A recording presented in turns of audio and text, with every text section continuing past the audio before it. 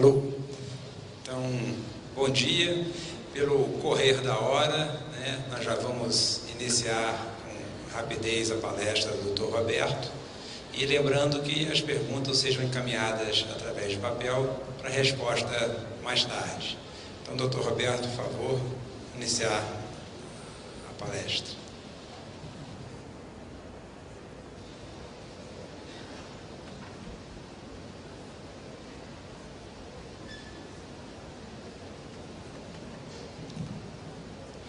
Bom dia para todos.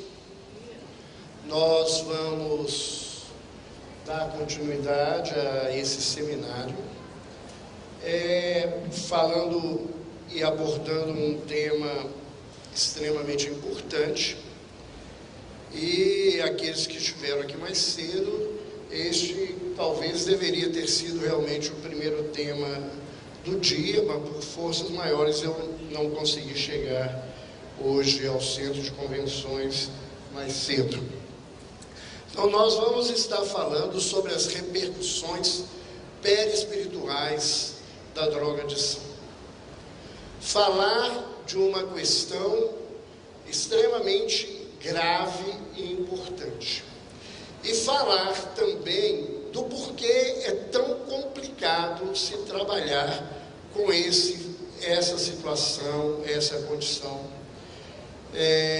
Nós convivemos de perto com esse problema, trabalhamos numa instituição psiquiátrica que atende pacientes dependentes químicos internados em regime de hospital-dia e, especificamente, eu participo de uma das reuniões de dentro do hospital de desobsessão, que é voltada especificamente para atender os pacientes dependentes químicos do hospital. Então, nós convivemos com a situação enquanto profissional dos encarnados, das famílias em sofrimento, às vezes num comprometimento muito mais complicado, e ainda convivemos com aqueles espíritos em sofrimento, em rebeldia, em revolta, vinculados à situação. Então, primeiro nós devemos lembrar que quando a gente fala de vício, a gente vai entender que a questão da dependência, a questão da viciação, não é uma questão do corpo, e eu costumo dizer que não é uma questão especificamente aqui falando da droga. Eu falo com os familiares dos meus pacientes que se a droga fosse o problema dos meus pacientes, eu tinha uma solução facílima. Eu não iria ter mais nenhum problema com eles. Eu iria pedir ao governo federal para fazer redomas de vidro. A gente colocaria eles para morarem nesses lugares, dava comida, dava todo o recurso para ele viver ali dentro, ele não ia ter mais contato com a droga e isso estaria resolvido. Mas não é assim. Não é dessa forma. Porque Hahnemann, esse nosso mentor dessa sala, o pai da homeopatia e um dos espíritos que participou da codificação espírita, ele diz no capítulo 9, no item 10 do Evangelho segundo o Espiritismo, que todas as virtudes e todos os vícios são inerentes ao espírito. Ou seja, a grande problemática não é uma problemática do objeto da droga. A problemática é da realidade da criatura na sua situação. E vez por outra, nós vemos as pessoas levantando essa fala que a carne é fraca, que a gente não dá conta de sair das nossas dependências, dos nossos vícios, dos nossos maus hábitos. E Kardec, em Céu e Inferno, na primeira parte, no capítulo 7, ele diz que a carne só é fraca porque o espírito é fraco. Então, o grande problema é um problema interno.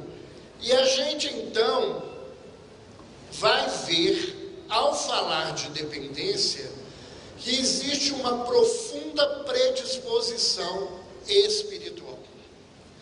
Na pergunta 845 de O Livro dos Espíritos, Kardec, ao perguntar aos espíritos sobre as nossas questões vinculadas com os nossos maus hábitos, as nossas condutas difíceis, os amigos espirituais respondem: as predisposições instintivas são as do espírito antes de encarnar. E aqui, é bom a gente falar na frente, porque depois rouba o tempo, um monte de coisa da Rosana, porque a gente trabalha juntos, e ela vai falar algumas coisas, mas aqui a gente vai aprendendo no hospital o seguinte: a grande maioria dos nossos pacientes, quando eles são encaminhados para orientação mediúnica, para que a gente possa entender do ponto de vista espiritual o que está acontecendo com essas criaturas, as informações que nós temos é que os alcoólatras são alcoólatras há muitas encarnações.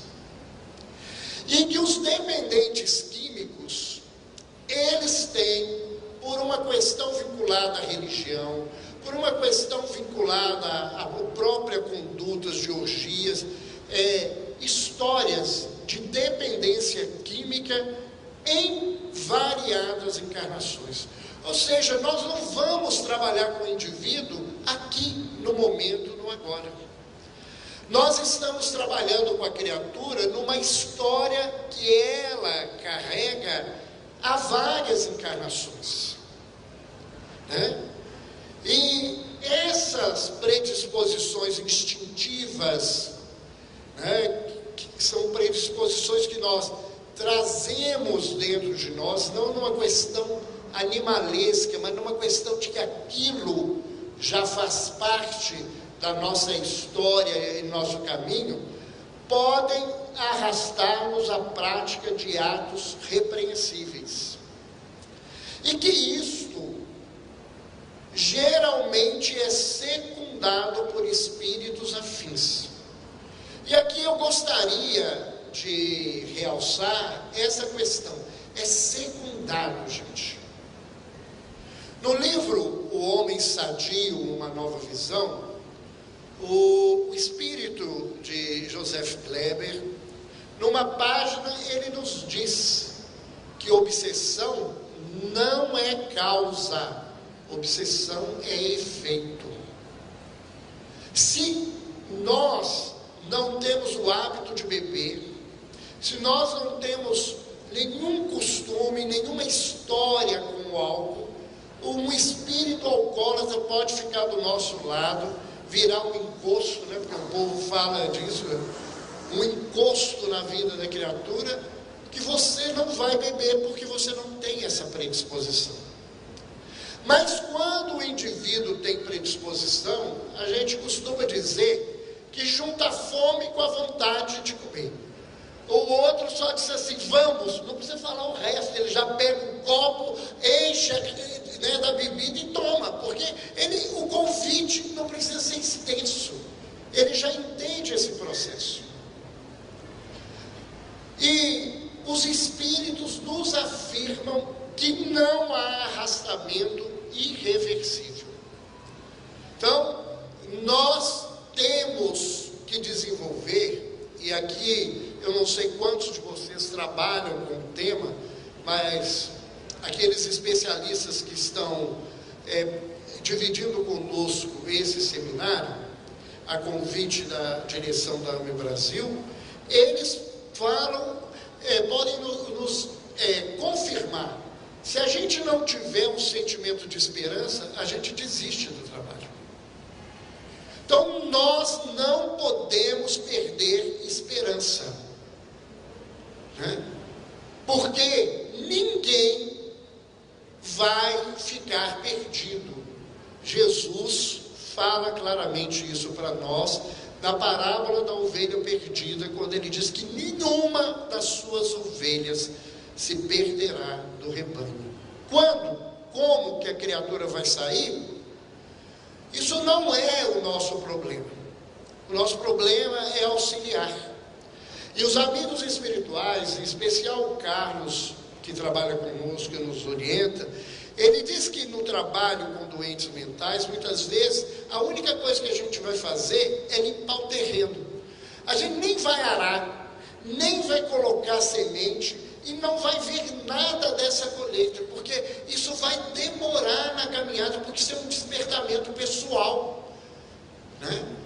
Ter esperança não significa que a gente vai obrigar as pessoas a mudarem, não é isso. Quais são as causas do vício?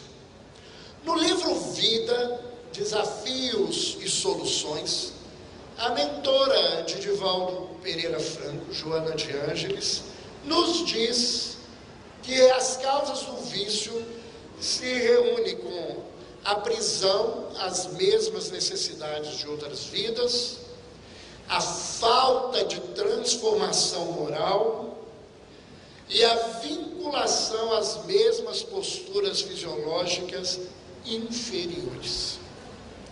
Então, se eu não mudo desse lugar, eu vou ficar me mantendo encarnações, vivendo processos semelhantes. E a nossa dependência, né, e a gente tem muitas vezes essa ideia de ficar botando o dedo na ferida do outro, cada um de nós tem uma dependência, um vício grave. Eu falo com meus pacientes, eu sei que dependência é difícil, porque a minha endocrinologista briga comigo todo dia por causa da dieta, e eu fico brigando com a dieta na minha vida. É a mesma coisa, não é diferente, não é diferente. Então, há um vício moral na nossa sociedade gravíssimo, que é a maledicência. E se você pega um indivíduo maledicente, ele às vezes não consegue ficar 5 minutos sem ser maledicente. Ele vira e fala assim: hoje eu não vou falar de ninguém, mas eu sou um estúpido. Ele já falou de alguém, ele próprio. Ele não dá conta de não fazer isso. Então o nosso comportamento passa por essa situação. Então, como é que acontece a viciação? Qual é o caminho que ela vai se desenvolvendo e que leva a criatura a cair nesse poço de lama moral tão complicado? Primeira coisa, o que nos faz adoecer a todos nós é o nosso afastamento do amor divino. E muitos de nós acreditamos que a gente está perto de Deus e a gente está muito longe dele. Porque grande parte de nós tem crença, não tem fé.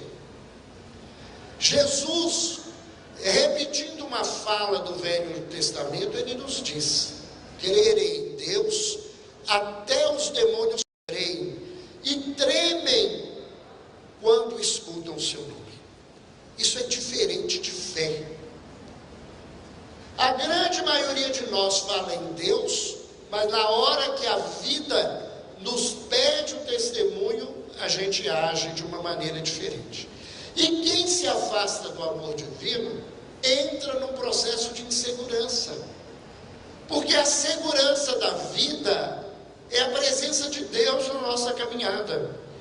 Infelizmente, as nossas escolhas é muito ruins, porque a gente se afasta do amor divino e fica procurando ter segurança no Palácio do Planalto, na Casa Branca, em milhões de lugares, no dinheiro, e aí essas coisas, elas são instáveis.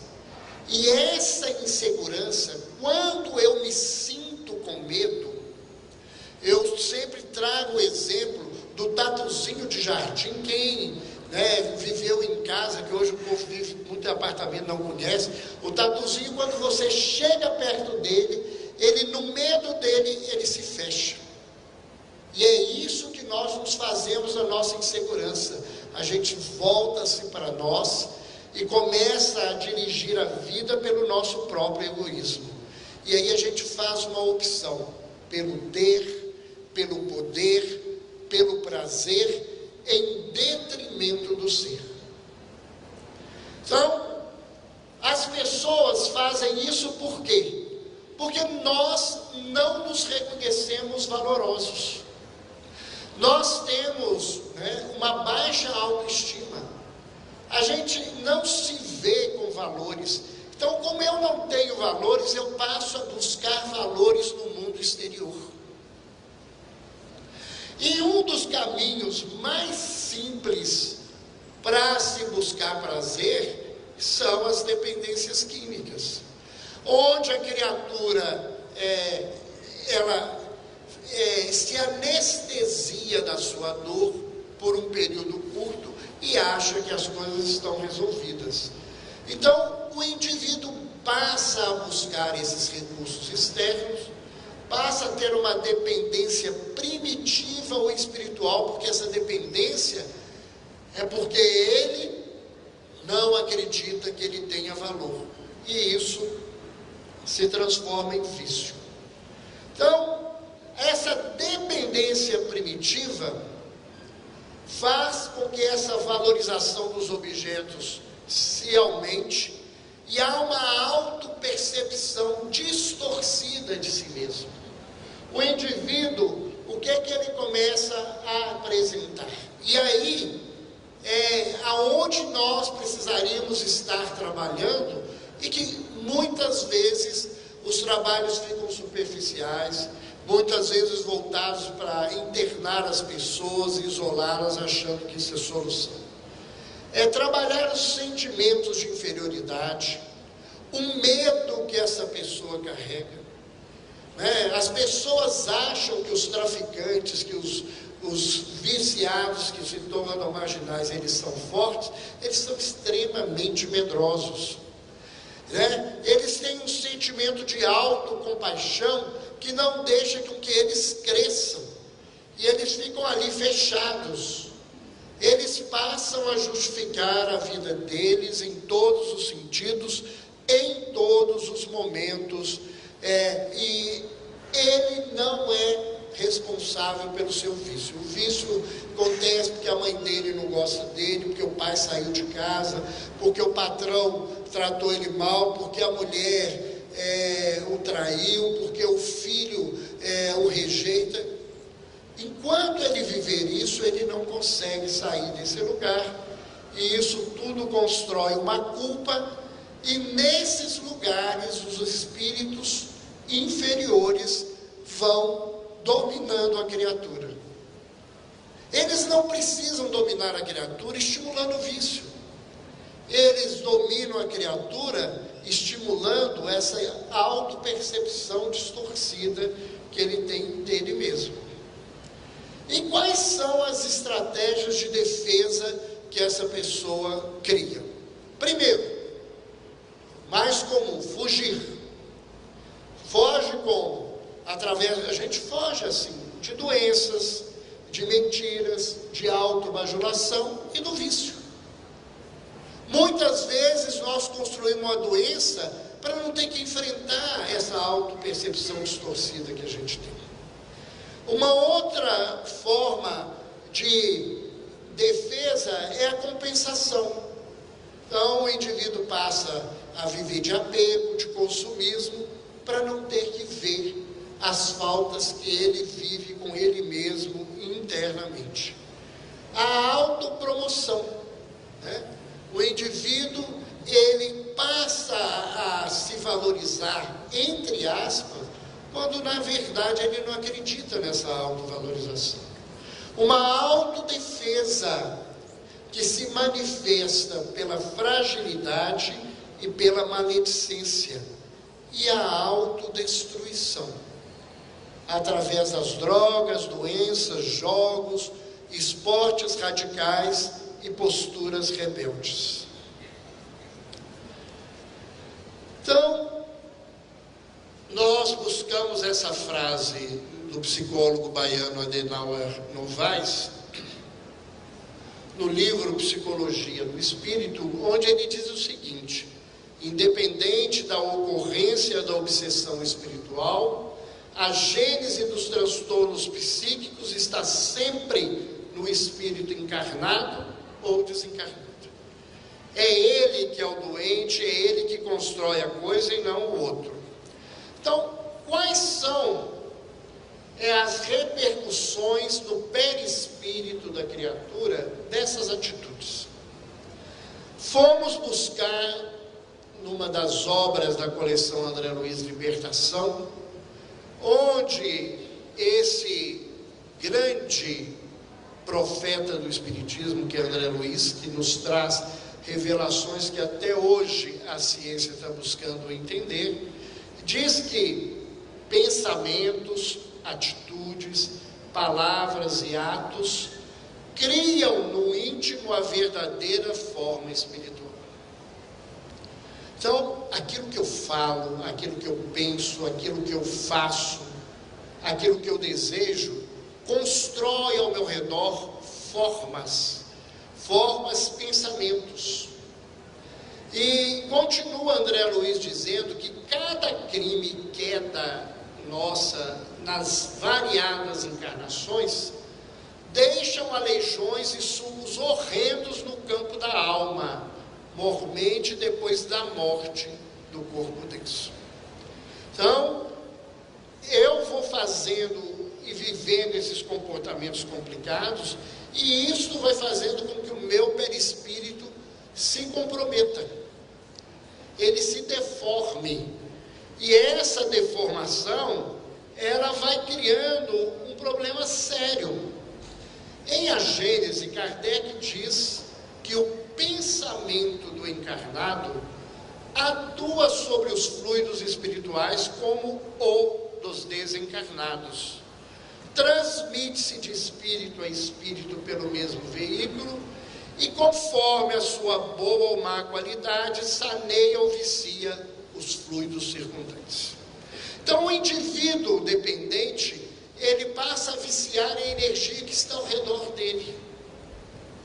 E isto faz com que se facilite a presença de espíritos em sofrimento e que os espíritos superiores tenham dificuldades de atingir a criatura pelas energias negativas que ele mantém dentro dele. Então, nós sabemos que o álcool e as drogas comprometem e violentam a estrutura corporal. Mas a ação etérica, ou seja, a parte energética dessas substâncias e da própria mente do indivíduo em estado vicioso, age sobre os centros de força, facilitam a existência do vampirismo e passa-se a ter um compartilhamento do vício, o que dificulta cada vez mais o trabalho nosso de qualquer situação. Então, vamos lembrar aqui, que os fluidos seria, pois, o de todas as paixões, virtudes e vícios da humanidade. E os fluidos também têm vinculações com as propriedades da matéria. E eles correspondem e produzem efeitos de conformidade com aquele indivíduo que produz. E um indivíduo que está preso ao vício, ele vai dificultando cada vez mais essa situação. No livro Driblando a Dor, o espírito Luiz Sérgio, falando sobre a ação das drogas no perispírito, ele disse que o perispírito é destruído quando não temos uma vida digna. Ou seja, da mesma forma que a gente compromete o corpo físico, nós comprometemos o corpo espiritual. E há essa fala ipsis literis dele que diz: vai ficando remendado, isto é, enfraquecido e até se deforma. Nele fica plasmado o que o espírito faz de bom ou de mal. Então, o nosso perispírito guarda o resultado das nossas experiências. Então, as drogas, elas atuam nas funções básicas do perispírito. E quais são essas funções básicas do perispírito? O perispírito é o veículo do pensamento, é o agente das sensações, é o modelo organizador biológico e é o guardião da memória. Então, as drogas, o álcool, o cigarro, todas essas substâncias atuam nesse sentido. No pensamento, há uma afinidade com a matéria mental grosseira, um pensamento infeliz se associa a esse lugar. Isto faz com que o pensamento tenha dificuldade de fluir, porque ele é grosseiro, ele então ele fica próximo ao indivíduo, o indivíduo se autoalimenta dessa energia grosseira. Isso facilita a mitomania, a maledicência, que são marcas da viciação. O viciado mente muito, e ele acusa as pessoas, às vezes, sem nenhuma preocupação com a verdade. E encaminha, porque a droga, nesse sentido de ser uma matéria grosseira, cada vez mais você fica tendo uma ideia única, muitas vezes vinculada só à droga, e a vida já não tem mais sentido em nenhum outro aspecto da caminhada. Sobre as sensações, Gabriel Delany diz que são as ondulações do fluido perispiritual que transmitem as sensações à alma e reciprocamente a vontade da alma. Então, como a matéria que se vincula a essas dependências são grosseiras, há uma lentidão na percepção, fruto de uma estrutura perispiritual mais grosseira. Neuropatias e anestesias são provocadas por quê? Porque há alterações desse fluido e a percepção espiritual fica alterada. Sobre o modelo organizador biológico, nós sabemos que o perispírito é esse modelo organizador biológico, conforme a fala do Dr. Hernani. Alguém me arrumaria? Eu não sei onde que ficou meu gatorete.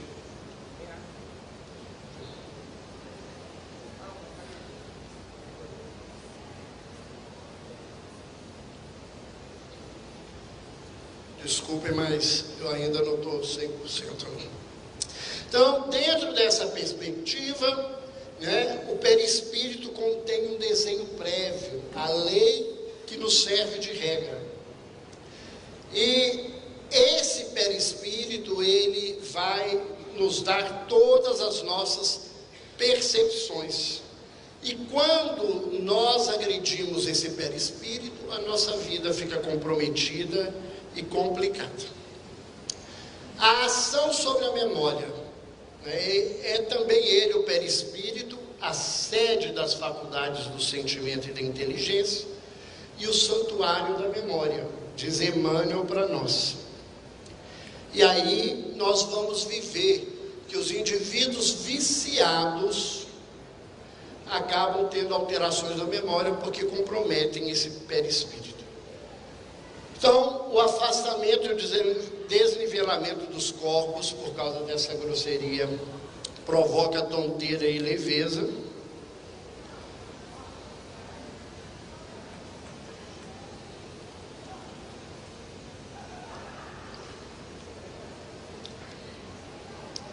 Se escurece o corpo, surge uma aura escura e há uma provocação das alucinoses. Então nós temos aí a lentificação psíquica e nesse processo um comprometimento grave da situação. Muito obrigado.